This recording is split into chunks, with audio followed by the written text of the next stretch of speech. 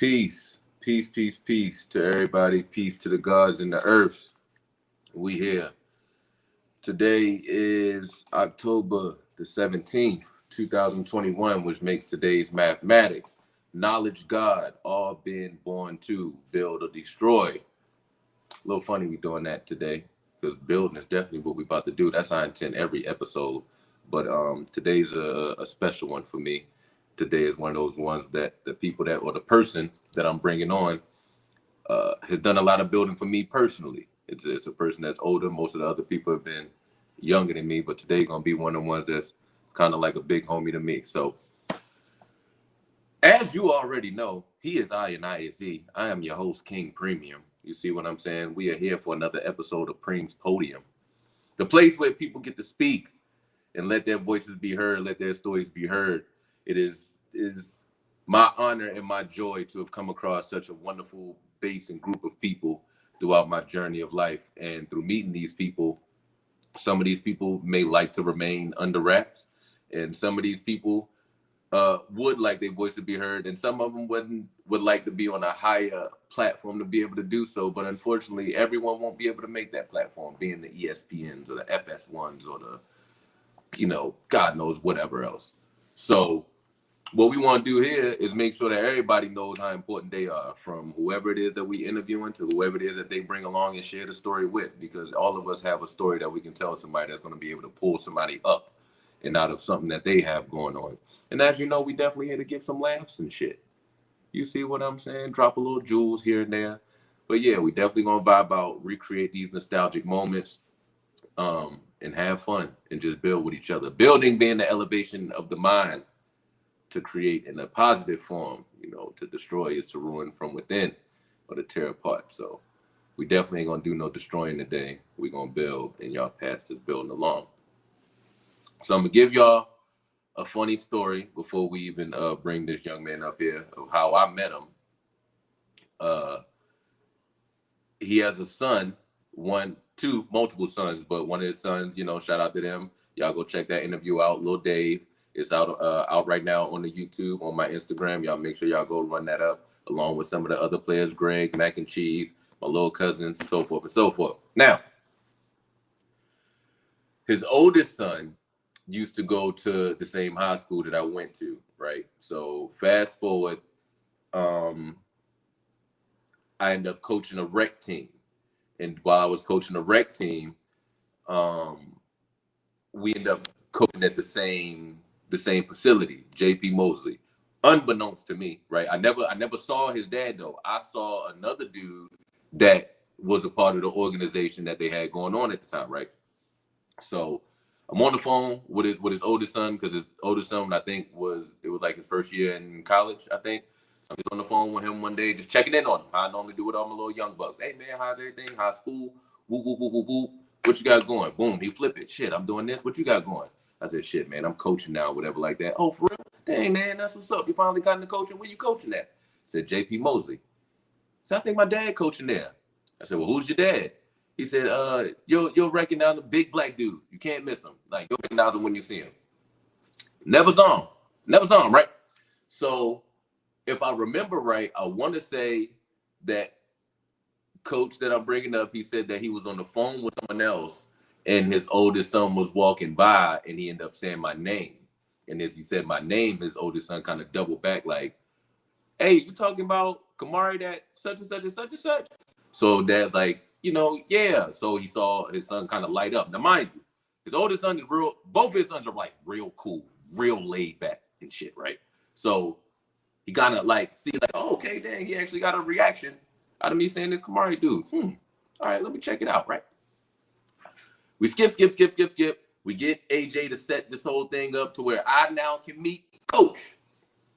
Yo, when I tell y'all the first time I met him, they say first impressions are lasting impression. Man, yo, I'm telling y'all, this man is so New York. This shit was ridiculous. So I walk in the gym, right? So I walk in the gym. He turns around. He says, hey, are you Kamari? I said, yeah. He said, so you this mysterious motherfucker I've been hearing about. From then, I instantly lit up. like I can just pick up the vibes. I didn't take that as no type of offense just because he used profanity. You know what I'm saying? Like it was such a vibe. From then we instantly clicked. Next thing you know, I'm out there running suicides and shit with the young bucks and shooting free throws and some everything else. So from that moment on, we was able to develop a wonderful relationship, galvanize a wonderful group of young men, and strive to at least levels I've never been to, even till this day. So without further ado, we going to introduce. This is my guy. This is my guy.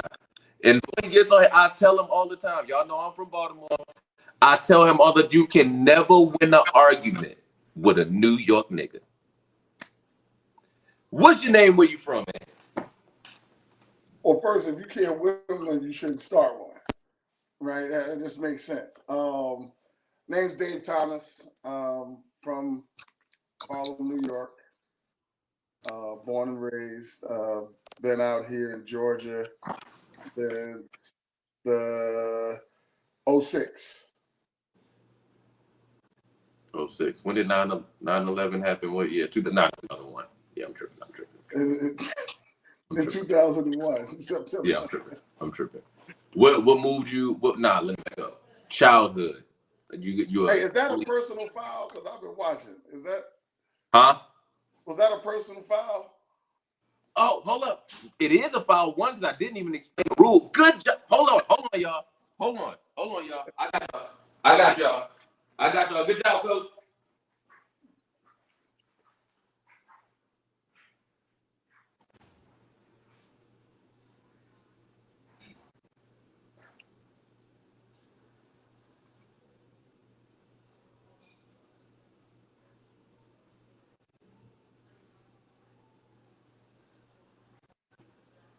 You gonna top it up?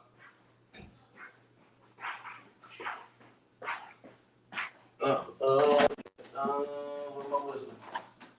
Where's my whistle, y'all? Hey, man. All right, I gotta find my whistle. My woman moved my whistle. All right, but what's my foul? Why did I get a foul in the first place? When was 9/11? Nah, that's just a travel. That's a little travel. That's a travel? Okay, that's a travel. Yeah. That's a little travel. So I'm glad that you guys know, or at least coaches familiar with the rules, right? So I have a whole fouling systematic thing. Y'all know I'm a basketball guy, so I operate on fouls, right? You say 5 crazy things, you're getting. Nah, coach is grown, so we got professional rules here. You see what I'm saying? So we got 6 fouls. When my young bucks are on here, that's 5. There's some grown man business, so we got 6. Thanks, babe. See how she look out for me, y'all? That's teamwork, make the dream work. You see what I'm saying? Yes, sir. Oh yeah, we on them. Oh yeah, we on them, ladies and gentlemen. All right, so now, what I say? What was I? Say something crazy, bam. We on 6 fouls, right? So if you know, like I did a little 9/11 thing, my bad, y'all. You know, quick little travel. You say something completely asinine, it's a 10. It's a 10 or flagrant 1. If you do something that is just unapologetic, it's just what they call a non-basketball play. You hear me? You out of here.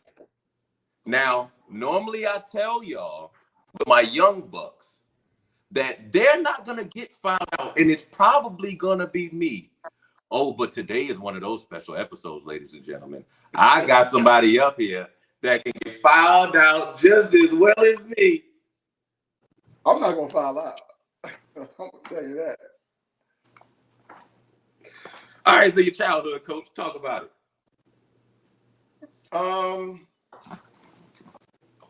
You know, I grew up in, like I said, I grew up in Harlem, 112th Street, Lenox Ave. I grew up in an environment that will develop diamonds, you know, with the pressure if you get through. And, you know, I learned a lot of lessons of life. Part made me who I was, who I am today, rather. You know, I learned the game of basketball. I met just a lot of good people, a lot of good coaches and mentors who gave their time to me as a kid. And, at the time I was appreciative, but, even now I look back and, I look at some of these guys who I just thought were just regular people. But they were giants. I mean, they were giving time to me when they didn't need to, teaching me and keeping me off the streets, and giving me something to focus my energy on. And some of these guys, I even say, I don't even know what they did for a living. All I knew is that they coached, and they did all the practices, and they just spent extra time with you. So, you're a kid, you get out of school at 3:00. From 3 until the time you got to be home, you can be doing anything. That's a fact. And they added a lot of structure to my life to get me through days without having time to do anything negative. When did that start? Like, how far back can you remember as far as once you started playing?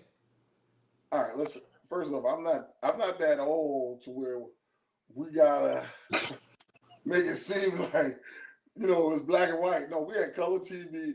Everything was like now, man. I mean, so let's just start there. I remember vividly when I started because it was I remember vividly that y'all seen that extra back slap he gave me. Right. I started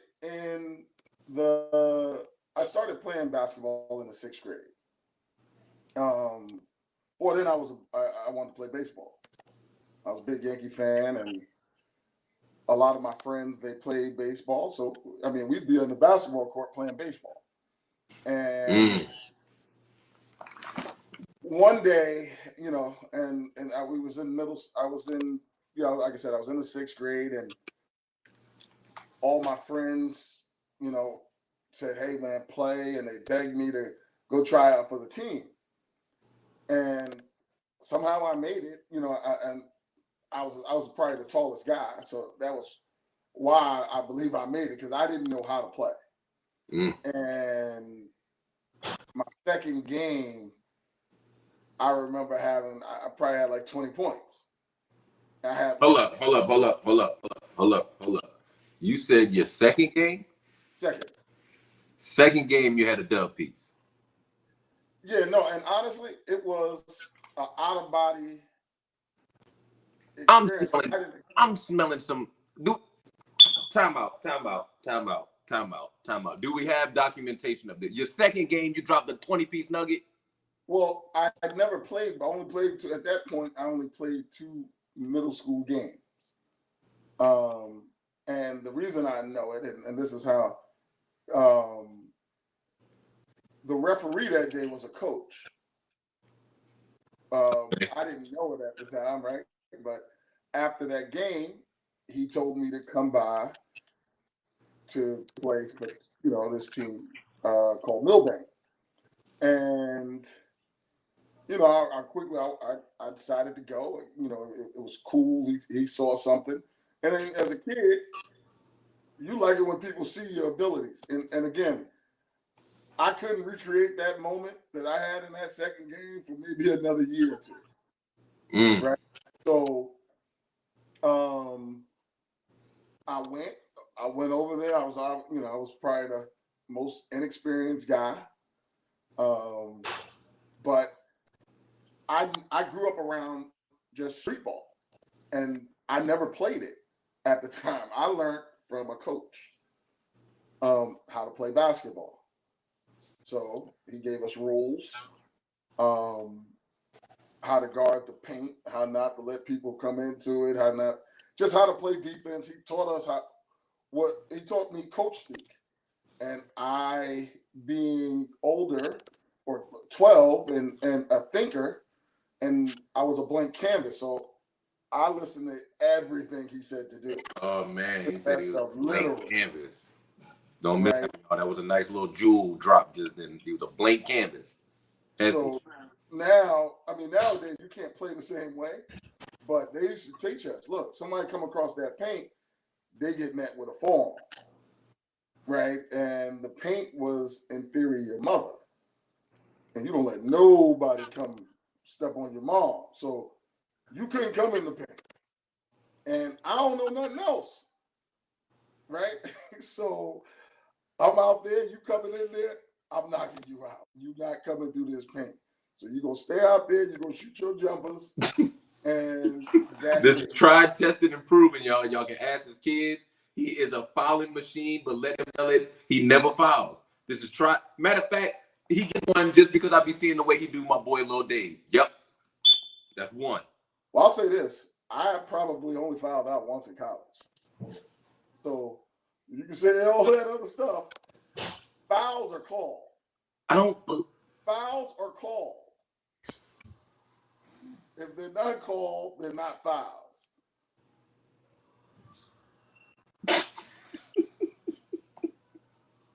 Look, man, sounds like a hacker. He sounds like a hacker. Y'all know the way to hack. Keep going. Keep going. No, matter of fact, time out real quick. It's surprising, right? Because you said something that's actually a little different than what I even would have thought. Surprisingly, as much as basketball is pretty much on every block, every corner, like damn near everywhere you turn, that's where it is as far as the East Coast, right? And a lot of the times we get exposed to the street ball part before the actual indoor courts and stuff like that. So how did you manage doing that being from New York? Like you got the Rucker, you got Dykeman, you got all of this. You mean manage doing what? Like manage not gravitating more towards like the street ball or the street ballers or? Well, man, those guys were real. I mean, the stuff we look at now that you see on the ESPN and the street ball, Dykeman. I grew up living in it, right? So when I would see it outside, man, I go outside and people would be climbing in trees, watching. Like, and I'm a city guy. I don't know how to climb a tree. I don't know how they got up there, right? It's just like I'm looking and everybody in trees. They hanging up all like 20-foot fences. You got filled with people climbing and hanging, watching games. And these dudes was nice, right? And I couldn't do it. I mean, at 10, 11, that just wasn't my thing. We was out playing tag and all types of crazy stuff.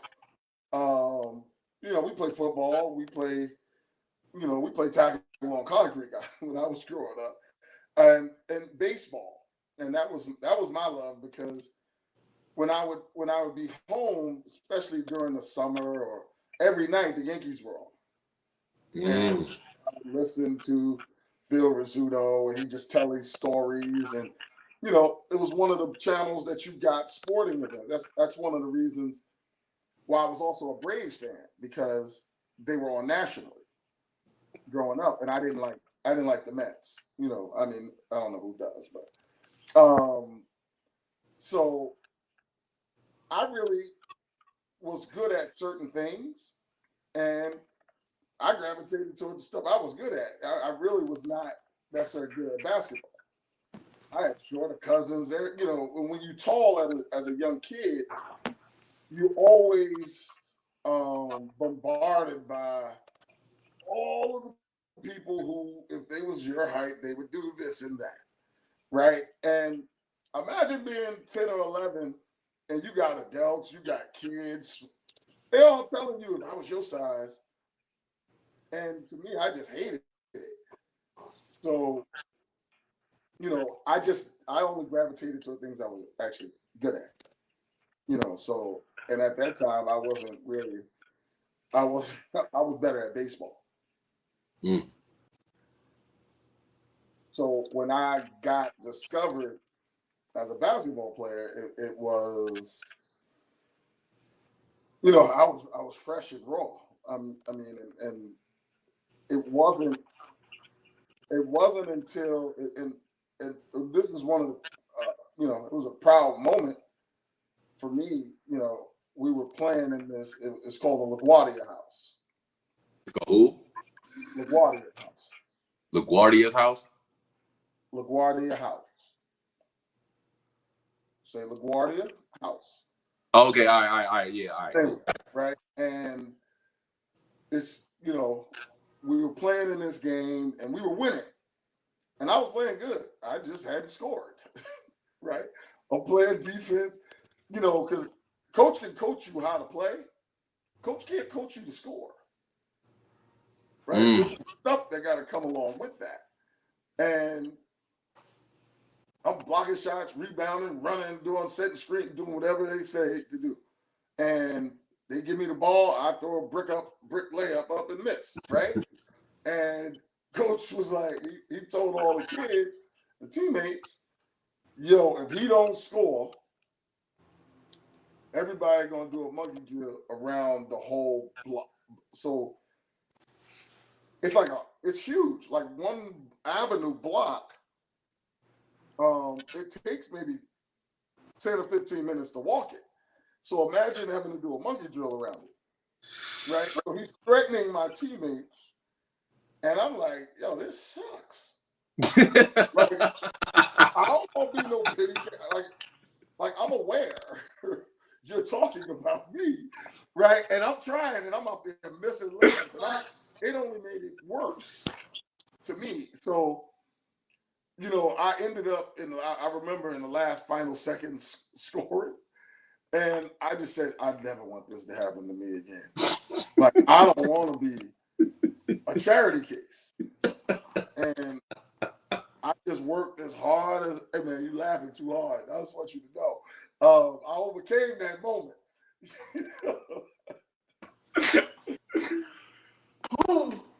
Yeah, coach. Yeah, talk about the bounce back. Talk about the bounce back, baby. Yeah, there we go. No, I mean, that made me work. And I don't know. I mean, maybe it's because I'm from New York, and we're all a prisoner of our own cocoons. But my understanding was the best basketball in the country was being played there. And growing up, that's all you would know about. I mean, we didn't necessarily have the internet to see other people and Instagram and all that other stuff. So all you had was with the newspaper and with word of mouth. And you know, I just had I was blessed with the opportunity to play with and against a lot of those guys. But you know, when I was starting out, I'm still playing against those guys, and those guys were really good. And if you wasn't about it, you know, you would get embarrassed, and that is something I could not tolerate, is getting embarrassed, because word travels, and if people start teasing you, and the only way you stop them from doing that is beat them up. And you can't beat everybody up. You beat some up, right? So the more you can reduce people messing with you, the better. Message. Facts. All right. So in high school, you're saying that you went along and against some of these you know, players that have grown and done further wonders with the sport of basketball. But I want to say that I got word you win like a state championship. Oh yeah, no, man, we won state championships, city championships, and you know, back then, you know, it again, when you won the New York City championship, everything else, when you won, especially when we played in the Catholic League, where most of the top players played. So when you come through that gauntlet and win that, you know, we just cruised to the state championship. But yeah, no, man, I played in 3 city championships. Right? Starting when? So you started hooping in 12, right? And then so you say you done played in 3 state championships. So what was your first one? At age what? Well, the first year first year in high school, we won the championship. That's fire. No. I take that back. First year we lost it, and as you heard, I still remember it. It was almost like a, you know, just an out-of-body experience because we were so confident, thought we would win. And I remember getting the ball, we down 1. It was almost like a Charles Smith in reverse because Charles Smith was going up soft. I was going up hard, man, and he was fouling me. The refs just swallowed it. And we lost. And, you know, me and my brothers, me and my teammates and stuff, I could just feel that it was on everybody's mind over the summer. And throughout the year, we were just focused, never, ever to feel that way again. And the next year, we won the championship, the city championship. And then my junior year, we lost to go to the championship. But, I mean, it was a bunch of pros on that team. So when you look back, I mean, they was good. We knew they was good then, but when you look back at it, you know, several of those guys won NBA championships. So like who gave you some of them tough problems of people that you talking about that made it to the league? Well, no, I didn't say nobody gave me a tough problem. I just said they gave them problems. I said they won. I didn't say that. So it's all about how you say stuff. They was out there giving Coach buckets. They was hitting them. No, I mean, who was it? Christ the King. I mean, they had a guy and a guard named Eric Barkley, who I believe he was an All-American. He ended up going to St. John's, and I believe he went pro for a bit and did some other things overseas. And they had a number of other guys too. They had a guy named Craig Claxton, named Speedy Claxton, who played for the Hawks. I never knew what his name was. It's Craig, and Craig stole a MVP trophy from me, but that's another story. But listen, he won a chip with San Antonio. Okay, so you got him and this other guard. So imagine a team having 2 guards who are pros. You playing these dudes in high school, they're going to be good, right? And they had other highly rated players, but another one was Lamar Odom. You add him to that. These guys were pretty good, right? And at that time, Lamar had went from like 5'8" to 6'10" in a summer. So these guys just came out of nowhere and like almost skipped a step, in my opinion. And, you know, they knocked us off. But we got them back in the next year. We beat them in the city championship at the buzzer. So that was cool. That's got to be hard. That's got to be hard. New York being again saying that like the basketball culture there is so prominent, right? The pride that y'all just heard them say that they take within it, not even just basketball, pretty much within anything, pop, dancing, whatever. But for you to go through that gauntlet of some names that you just said that people have known, they multiple NBA championships, and you started at 12, 4 years later, you getting your first one, and that's the level of competition you happen to face to get it. Yeah, I see you. Now, side note, when you saw me looking off and wondering and thinking like this, correct me if I'm wrong. Now you got me skipping kind of how the interview is going, but this is so interesting to me. Didn't that happen to your son? Didn't your son lose his freshman year and then came back and won the state championship? He didn't lose in the championship. All right, there's a difference. Yo, that's 2 fouls on you for trying to play my homie, man. I don't like your tone. Correct me where I'm wrong. I don't like your tone. I don't like your tone when you just said that, like you're trying to downplay my mans. I don't like that. We're not doing that. 100. He lost in the second round with like 4 rounds to go to the championship. We lost in the chip. Now, that's the difference. Now, having said that, look, he did win it, and you can't take nothing away. And that was to see it up close was, man, I love seeing good basketball, and I love seeing winning. Right? There's nothing like it. So you see it up close, and it just brings me back to when I played, and we did a lot of winning. And I feel like on most teams you have to sacrifice. Someone does have to sacrifice more than others, and to win. And it's not everybody. Some people get to be themselves.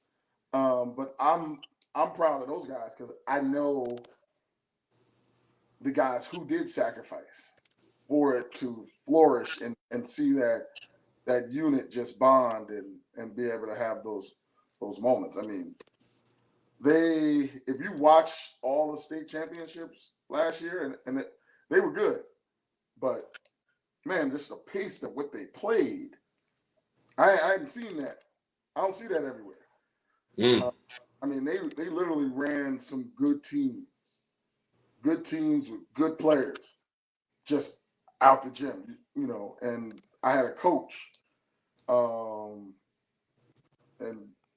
rest in peace, he passed away a few years ago. His name was Eric Fogel, and Eric used to say, "We're going to practice and play in a manner that if you don't do this all the time, you ain't gonna just come out here and compete against us because this is the only time you're gonna be able to see."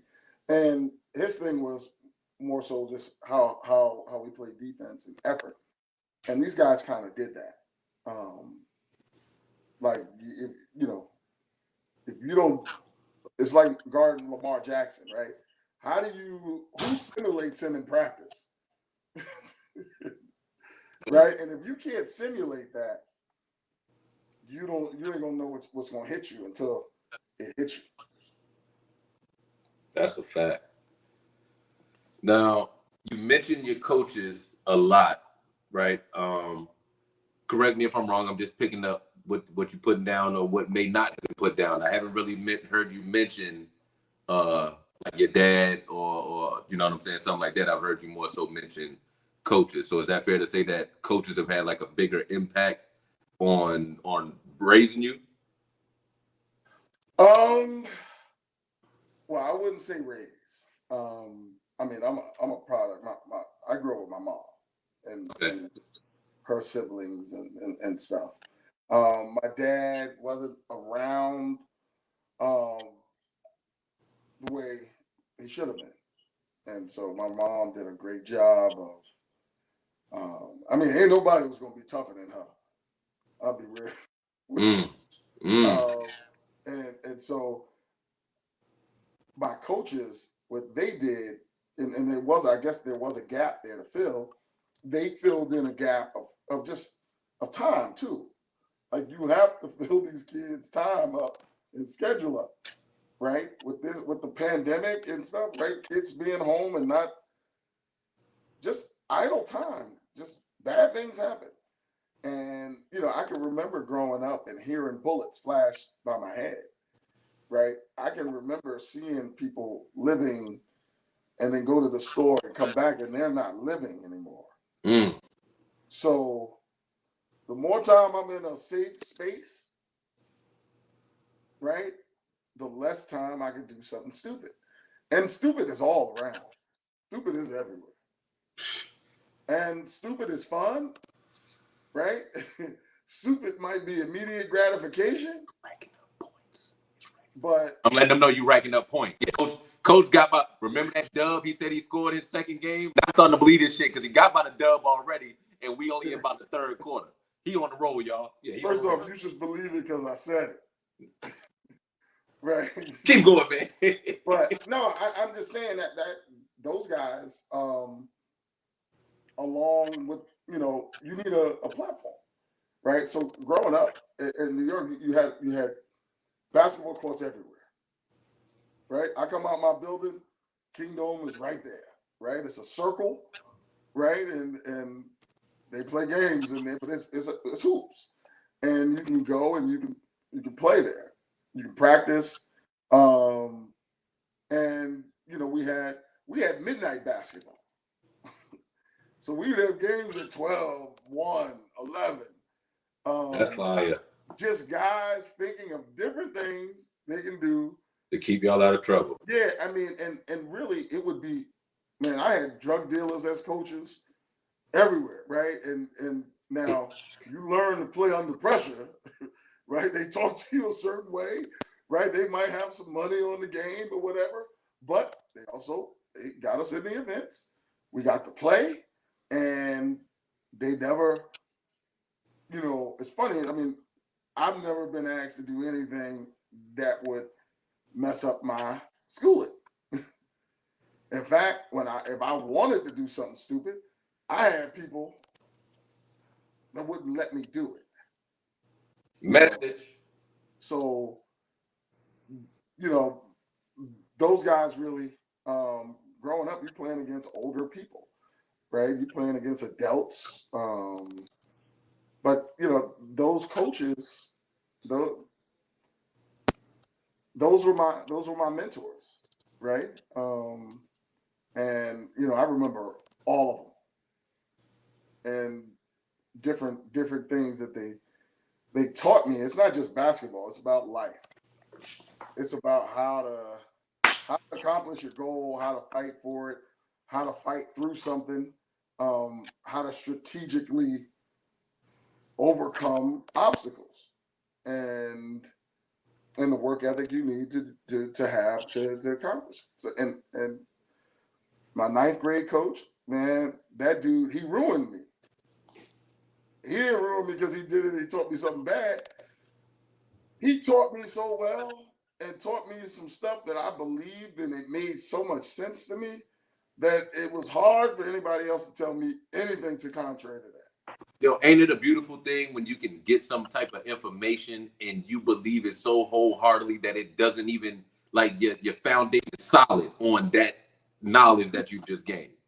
No, dude, it was, man, we would, after my freshman year, man, I'd go to my AAU team everywhere, and they would say, hey, do this, and they would tell me how to play the man, and I'm like, nah, you don't do it that way. Right? And I remember, and it might have been Coach Cav or Coach Casper. I remember one of them told me to just, Dave, shut up. Right? And then looking back, they were right to tell me this, because I was like, no, we're not doing this. It's done this way. And he was like, man, shut up. And I was the guy that you know, you don't talk to Dave like that, right? And so when they told me to shut up in front of everybody, right, now everybody got batteries for me. Oh, you gonna let them do that? And that was probably the moment I decided to. And the other part was, you know, we didn't have a lot of money. And there were other AAU teams where they took care of you. You know, they pay for all the events. They help you get in schools. They pay for schools. Get free sneakers. You have a good game, you get some money. So, and, you know, that was very, very interesting to me. So,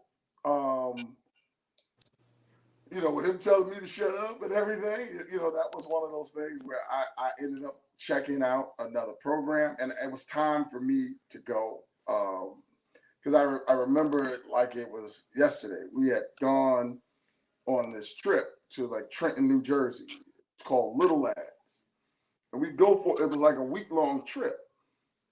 And man, I had like $50 for the week, right? And you know, we had a lot of cold cuts, and I knew this is not how you're supposed to be living. Right? And so I go to Riverside, Man, I come home with money from all the money they give us to eat with. Mm. And I'm like, this is how you live. I mean, you ain't got to tell twice.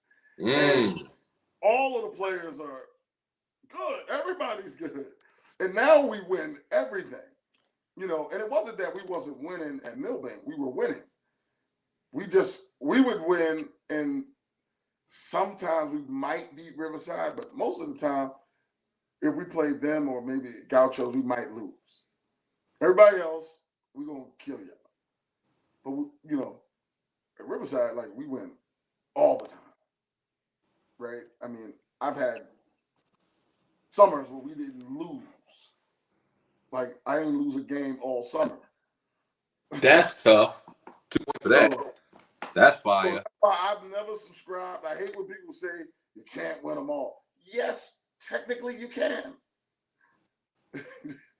Right? Now, it's hard.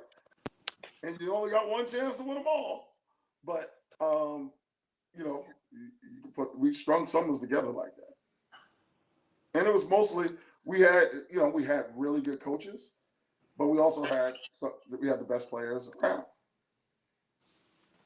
All right, let me because you got my wheels spinning again, because we on this coaching thing. As y'all heard in the introduction, what this guy is to me. So y'all seeing the correlation, right? And me as a basketball guy, I wasn't a player of his, just the knowledge. Again, that's why when I talk about that foundation, I began to be that way once I kind of was no longer under his umbrella. Whatever I would learn within the Excel program, with those little conversations on the side, I would take that, and couldn't nobody tell me no different. Couldn't nobody tell me this best inbound may not be to get a banana cut on this particular thing if the defense is operating. Like, I'm banana cut to death. Like, banana cut, banana cut, banana cut, banana cut. Go, get the ball. Go. Like, you should be able to get from here to there in 2 dribbles. You can't tell me I'm too little. I done seen a 4th grader get from down here to down there with 2 damn dribbles. Do it. And they be feeling like, man, this dude is tripping. Nah, it's kind of like he said with his coach. He did something in here. And then everyone else thought I was crazy because of what he did to me, but I thought it was the best thing smoking. You in? Yeah. So while we getting into that, you coaching, I hear that it kind of started with AJ. Is that true? No. Not true. Okay, how did you get into coaching? Man, as soon as I got out of college and basketball was over, I would go back to, at times I would go back to the high school and work with the team, and my job was teaching guys how to be tough and play that a certain role, and I would go back to college and stuff, but then eventually I went back to Millbank where I started, and I had a 13 or 14 and under team. Okay. Right. And that was my first team. I remember being nervous. Like, I don't know what the hell to do. Right. And I'm coaching same place that I played in, right? Same everything. I'm in comfortable surroundings, but I am not on the court. I'm standing here and I got to get these guys, and I don't want to do bad. I want to win, and I got to get these kids, and I didn't know how to coach. But I stuck with it, and I finished the season. And then that was the year Dave was born. Okay. That was 2003. And then for some reason I said, well, I can't be a great dad that I want to be, because what I really wanted to be in life was the greatest dad. I wanted to be there for my kids. Unlike I felt like my dad was for me, I had a choice. I could be like him, right? Or or I could not be that and not be a hypocrite because, you know, I just despise deadbeats. So, because of what happened to me. So I said, I am not coaching. I'm not doing anything in life that takes me away from my kid. So fast forward, AJ's playing, and you know, I'm going to the games, and I'm like, yeah, that ain't right. That's not right. Oh my God. What am I looking at? Right? And my take was I was always just gonna skill him up. Right? I thought like the coaches that I didn't know what the hell they did. They're everywhere. This is how basketball is. And the infrastructure was different here in Georgia. It took me a minute to learn it. And so my son is super skilled, can do everything smooth. He can shoot it like nothing, right? But he doesn't know how to play as good as he can shoot it as his skills. I thought the coaches would do that. And, you know, I had started coaching him when he was 7th or 8th. I started helping coach, rather. Okay. Right. And part of, I was hesitant because I know, look, when I know what I'm talking about and I believe it, I also talk loud and I'm adamant about what I believe. And if you're the head dog, I try to disarm myself from overstepping you because I believe we're greater if we're all on the same page, even though we might not be doing what the smartest person thinks. Right? It's better to at least be on the same page. And so I just kind of sat in the background. I help with practice and games and stuff. Got a few T's as an assistant coach, complaining, usual. And then he got to a point where, some sneaker teams were calling for him. And my thing was, I just never wanted to hold the kid back. And so, I let him go and be a part of that meat grinder, and we ended up having a coach who liked him and he was there before the season start. The coach was gone. And then we had one coach would come in and he'd bring 3 or 4 new kids. And it was just, now granted, I believe if he played better, it wouldn't have mattered who they brought in. But for him socially and how he is, it would have been better to have a more stable environment where he can continue to just play and hone his craft and learn and mature.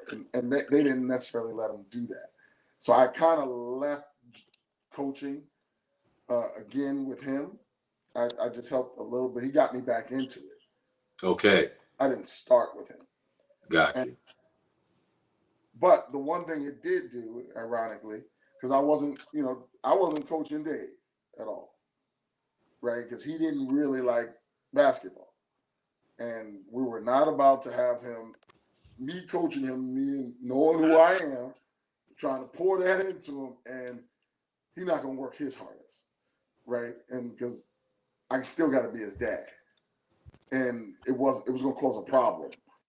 Right, I beat the 5-year-old up if he wouldn't run hard enough. So I'm like, I can't do that. So I'm out. And it wasn't until, and it was one of the worst trips that you would probably want to go on. Right, I had the team AJ was on. The teams had merged, and 2 teams had merged to go to national. And the coaches had made an agreement that their kids would start. So when they did that, it threw the order off. Hold up. You said the coaches made an agreement that their kids would start? Yes. Nah, this shit is out there.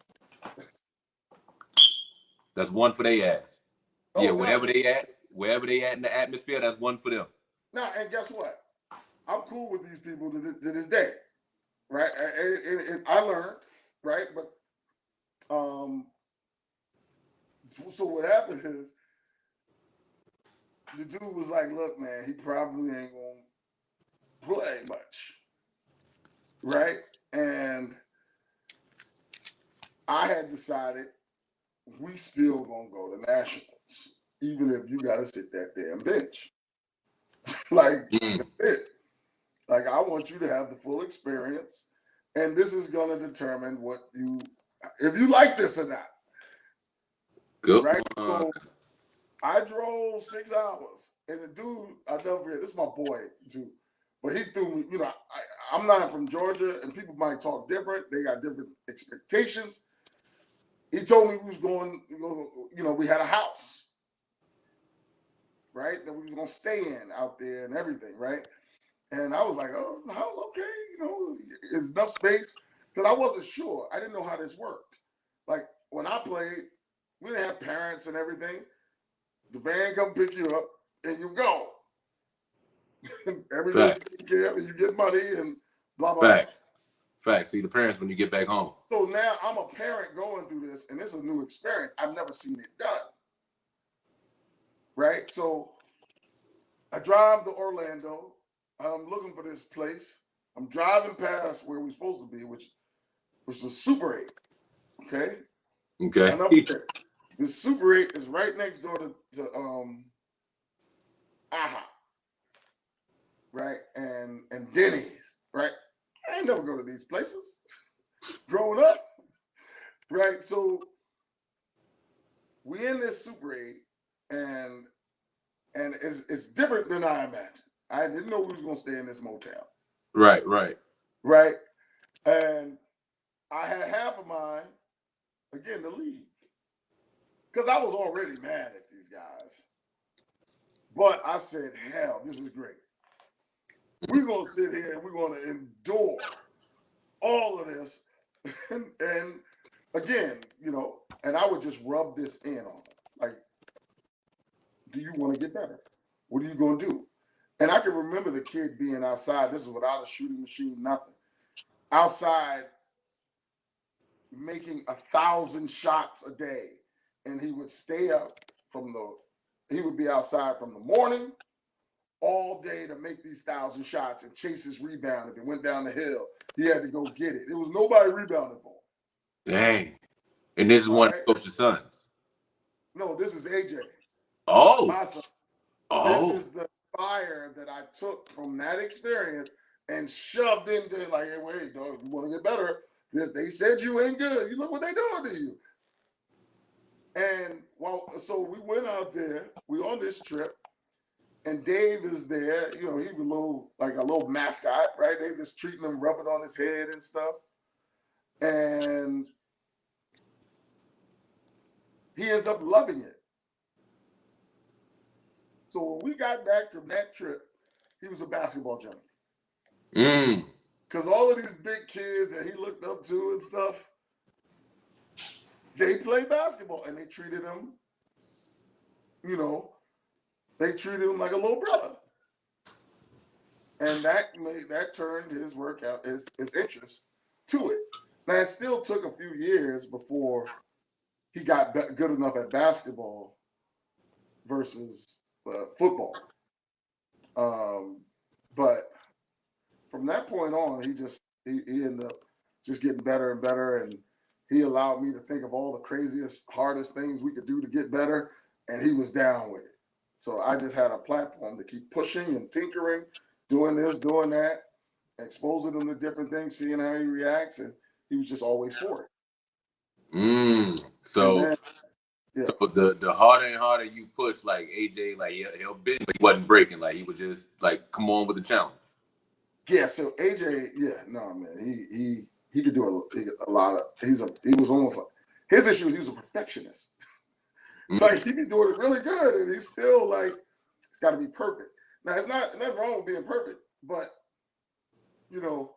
AJ, I'd never forget it, man. He came and was like telling me how his shot was off. He couldn't make a shot.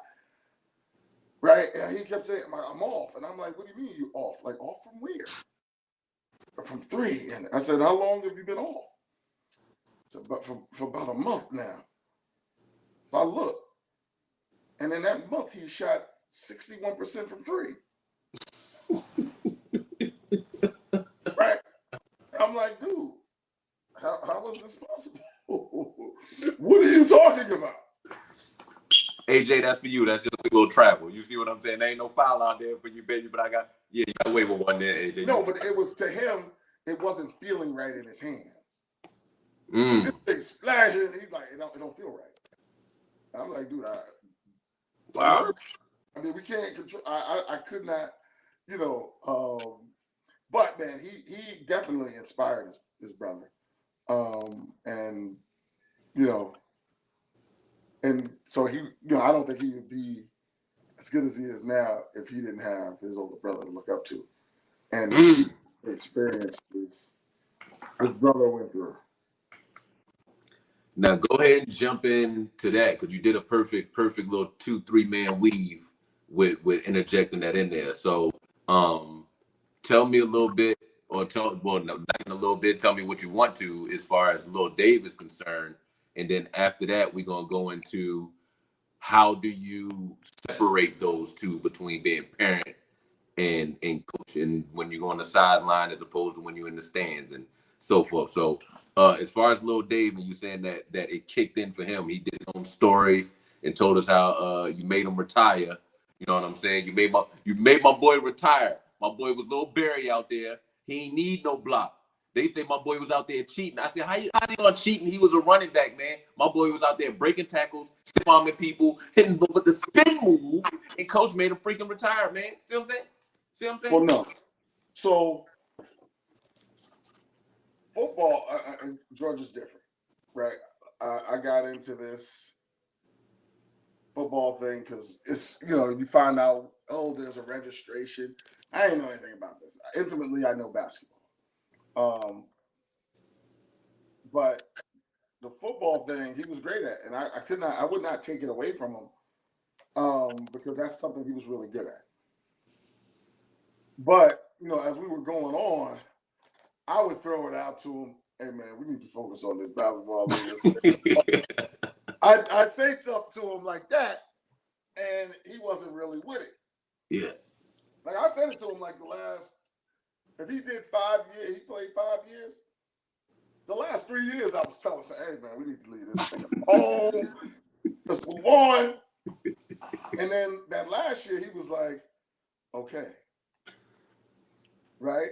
And then we end up winning, right? And I was like, hey, man, this is how we go out, man. We go out on top. Get him out of here, right? The story was great. You don't want to mess a good story up. So, and actually, again, man, I learned how to coach better coaching football. How so? Well, I don't know anything about football. Then where they got me was, he said, hey, he wanted me to coach, which really meant, when I look back, you want to keep my kid, right? So get him hooked and he'll stay. Right? Because I got to know the people, right? These are, for autism, a bunch of white guys from the SEC South, big, football, tobacco chewing. We have nothing in common. Yeah. Right? I don't know these type of people until then. And so I got to meet people and see them as just human. Right? I got to see underneath all of the, what I might think from a distance. Right? And so definitely a great experience. When they started asking me and giving me more things to do, I took that serious. Like, I'm not going to get a kid hurt telling them to do some stupid stuff and I don't know what I'm talking about. So I studied. And then I'm out there and I got former high school, former college, Division I people out here who played there coaching.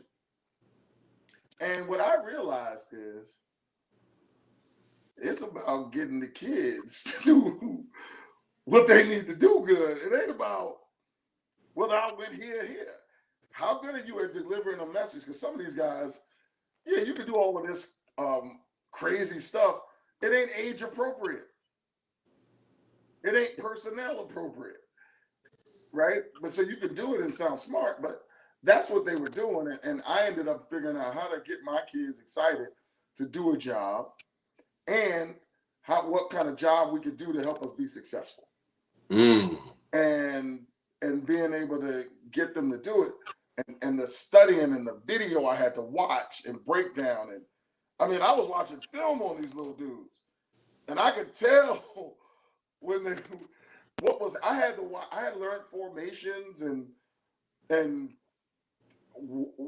tells and just through body language, because I read body language a little, and I could figure out, oh, okay, coach is talking to that kid, and he's a big part. And then you would see what would happen, and then you would map that to what you saw. And then the next play, coach is talking to him, right? And this kid goes like this. Okay, he needs to know something, right? So then you just start reading, and you start trying to devise plays defensively, because I was a defensive guy. And that helped me as a basketball coach, right? Like, I would not say I'm a defensive coordinator of football. Absolutely not.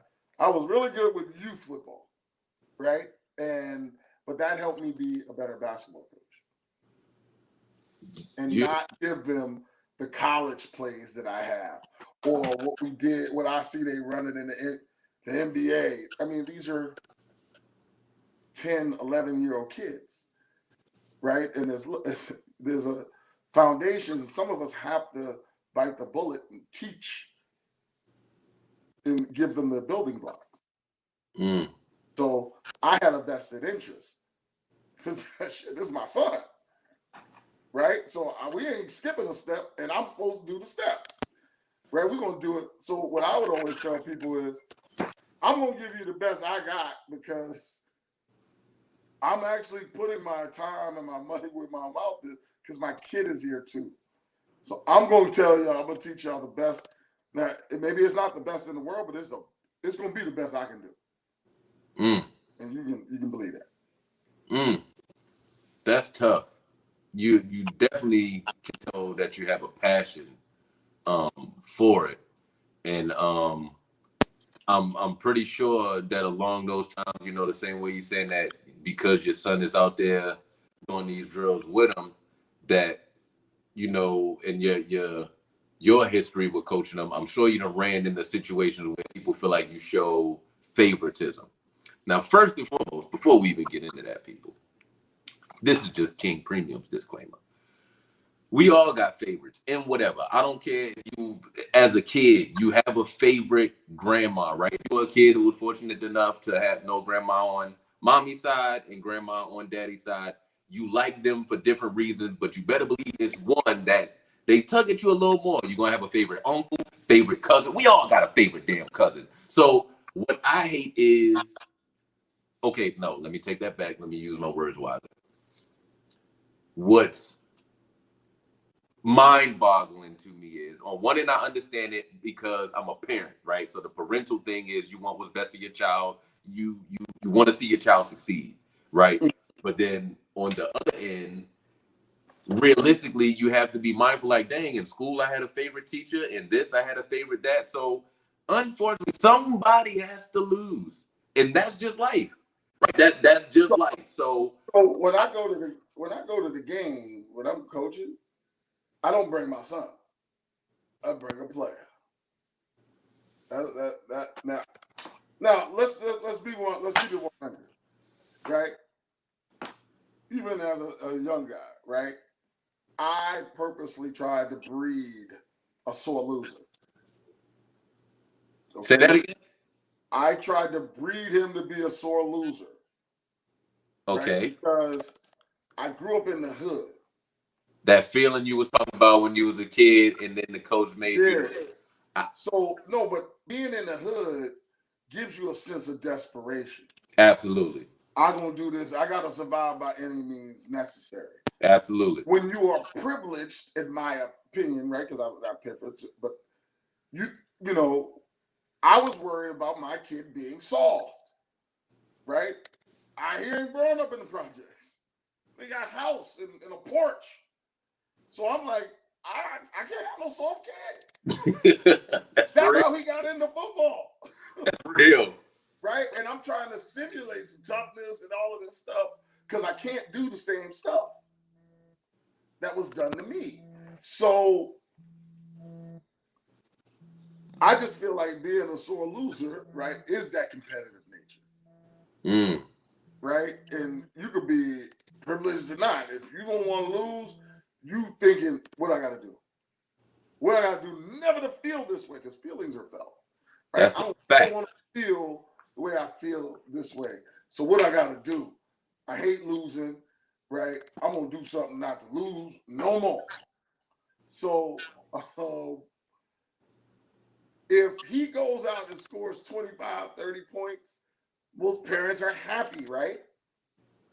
But my kid will be sad and fucking pissed that he lost. And we in the car home, I can't talk to him about, hey, man, good game. Dude, we ain't talking after losses. I'm upset, he upset, we're cranky. So when strive for better. Yeah, nah, dude, it ain't even. I think I've seen guys who do stuff for their kids, and it makes it harder for guys. You know, at least I feel from my standpoint. What I do is, before we get to everybody, man, we're gonna work hard. We're gonna get skilled up. We're gonna be good at what we do, so that you don't compromise me, because I'm not gonna get compromised. So you tell me, when have you been watching us play and you said, yeah, he should take him out? Good one. Message. Right? So, and my job is, look, I've had kids who couldn't play on somebody else's team. And I find out what they can do good. And if it's something we need too, I try to maximize on that. Right? If you can shoot, man, you're gonna get some shots. Right? If you can go, man, I ain't about stopping. That's a fact. So, because I feel like the way I want to play so fast that the best players should get enough shots. He's not lying. So, you know, I remember having an argument with Charles. We was talking about just the possessions, and I'm like, listen, man, if I increase the possessions, right, and I can hold them to a low enough shooting percentage, yeah, they're technically going to score more points than they would have if we shortened it, but we're also going to get more shots, and more people are going to be able to eat. And that's the way. And I'm a defensive. I like to play. You know, I love offense too. Don't get me wrong. But if we ain't doing nothing else but eating what we kill, I can play a whole game that way. Right? And it's up to him to be better at what he's doing. Because what I'm not going to do is create a fake world for him. So that he won't be able to survive later. The one thing that he knows from playing with me is that I love him. That's his advantage. He knows the coach cares about him. Other than that, I got to get at him. I got to keep it 100 with him because I need him to get better. So if I act like, hey, nah, it's okay. You know, because you're my son, you get to do, no, hell no. I don't want to see that bad show. I don't want my kid out there messing up. I don't want your kid out there. I don't want no kid out there messing up. So I would change that channel. He's screwing up, sub him out. And I think your track record shows it. Of course, being on the outside looking in, I'm Coach Dave biased anyway. Believe it or not, y'all, it'll be times where he'd be the calm one and I'd be going hard on somebody else for him just because that's the homie. You see what I'm saying? But your perspective and the way you looked at it is crazy. As long as I've even been around you, I didn't know still a lot of these different things. And the way you break the game down, and I've heard from both of your kids, AJ and Lil Dave, they say this dude watches so much film. Like, you've gone to sleep watching film. They say like they came downstairs, you was out, but the film was on. And it makes sense. Like you're such a strategic person. You move with such a purpose, and it shows from the team that you've been with. Whether it's Excel, whether it's Team Honcho, whether it's the Atlanta Celtics, whomever. Like anybody that's come in contact with Coach Dave. Let me go ahead and get this out the way before I forget it, because I'm all for giving the homie the flowers. As I said earlier, with other people not being able to get an opportunity, whether they want to, whether they want a chance to, whatever, I feel like this man is a legend. You hear me? From Harlem to come down here to Georgia with his family, and as he said, his mindset. Even with that alone, I want to be the best dad ever. God damn, well, how much better can you get than that? And then to take that and still combine everything. We ain't even talked about his baby girl's plan. We ain't even got into none of that. We ain't even get into none of that. And I would tell you, she is probably the toughest player. Oh, right. Real talk. That's AJ and Lil Dave. If y'all didn't let her come along and be tougher than y'all, she's got more technicals than both of them combined. Good. Hey, I'm proud of you. Hey, I'm proud of you, Angel. 2 years. I'm proud of you. Sometimes you gotta let them know. Don't be scared. Okay, baby. Okay, I got you. Yeah. We on the head.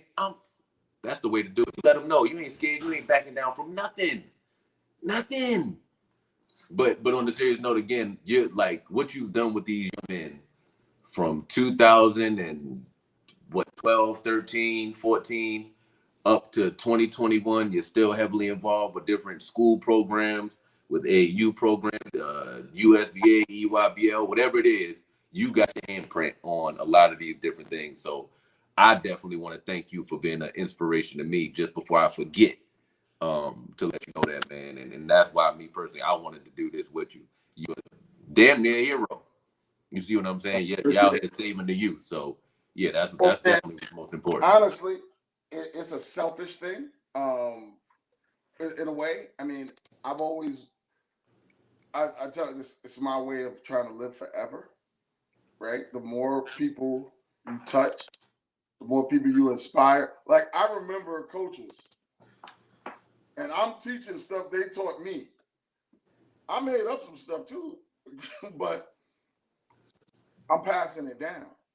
And as long as those people remember and they teach somebody else, I'm living forever. And that's the only way I know how to do it. And who don't want to live forever? Who want to die?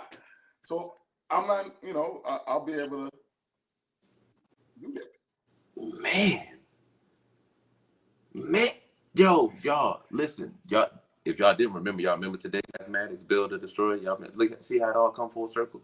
Like y'all already know that that's something that I'm big on. My legacy, my legend. Kamari hasn't had the best life. King Premium done did messed up stuff. Some stuff I regret, some stuff I don't. But all of it was a learning method. And even some of those downfalls, this young man was here with him, and he helped through a lot of them. So I saw a quote that said from Confucius, we all have two lives. Our second one begins when we realize we only have one. So me having a grasp on different things, in particular, the whole foundation of this show, fun, nostalgia, basketball, memory, stuff like that. Y'all see how I'm bringing it all together with the people I try to stay connected with. This man just brought up legacy, where he can live. That's real shit. God damn, that he really gave me a drop the mic moment, and I got my little questions and everything for him, y'all, and he just hit me with, and he know Kobe my favorite. He just hit me with a Kobe moment or Braun moment.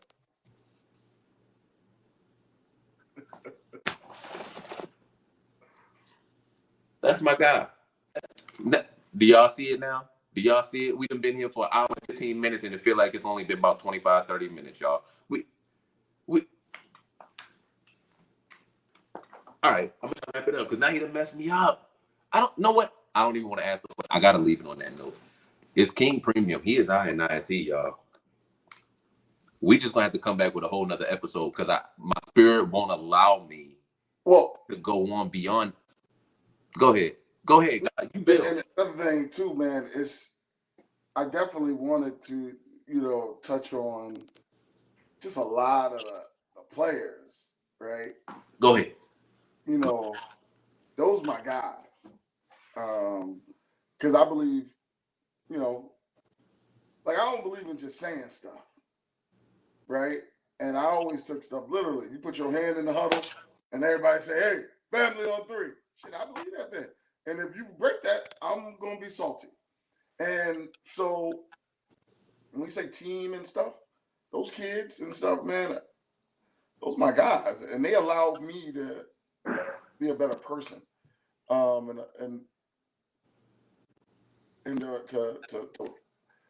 to love and be myself with them, right? And be hard on them because of what I want to get out of them. Some people on the outside, they don't know. They look and they might have an opinion, but it's those people that's on the inside that you touch and you work with, and they know the method to the madness. But there's, I don't even want to start naming guys like, but there's, definitely some of those core Excel guys, whether they left or came, you had Howard, Greg, Fabian, Rashad, his line, but we're going to talk about that later.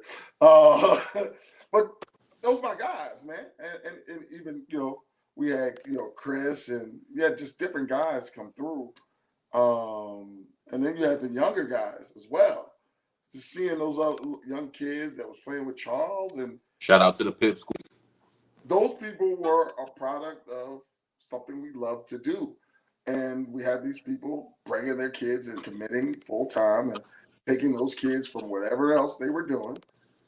And, and it was fun. It was tiring. It was a lot of work.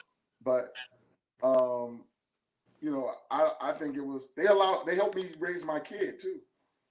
Because I got to teach them as well and work with them and hear different things. I'm learning what these kids are thinking. And so that all helped. So definitely appreciate you, man. I like what you're I like what you're becoming. You're not what you're gonna be yet, right? I don't think you're done, but you're becoming. And man, just keep it up. And just keep trying to be your best version, man. And stay in touch with the kids. I'm happy you stay in touch with them. I'm gonna have some more. Definitely some other guys. You need to talk to. And those guys miss you, man. Good deal. Good deal. I miss my Pip Squeak. Well, they ain't Pip Squeaks no more. They are. Yeah, they got deeper voices now. Yeah. And if y'all look at some of them pictures that I be posting on my Instagram, that was back when they was in 6th and 7th grade. And they was about my height then, so all of them are older than me now. They driving now and stuff. Yeah. But if y'all get this memo, y'all, we out here. Coach Cam ain't never too far, man. And if y'all willing to come to the interviews, y'all jump on here with me. You see, we got the man, the mad scientist himself is here, ladies and gentlemen. He's here. I didn't think he would do it, but he's here. So I'm gonna leave the last words with you, Coach. You see what I'm saying? You tell them whatever. Thank you again for your words. Thank you for your kindness. Thank you for being who you are. To the people, he is I and I is he, King Preem. Today is October the 17th, 2021. Today is mathematics again. Knowledge, God, all being born to build or destroy. Peace. Thank you, everybody. God bless you. Good night.